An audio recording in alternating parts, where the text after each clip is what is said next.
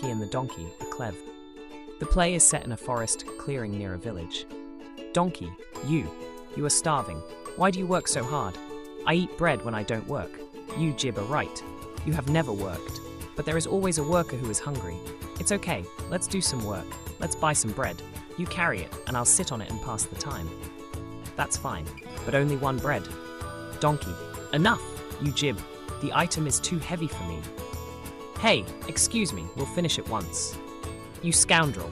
I did it, you all scoundrel. What did you expect? You did your job, and I think so too. This is practice. No, peace to the scoundrels. So the worker wins, the cheater loses.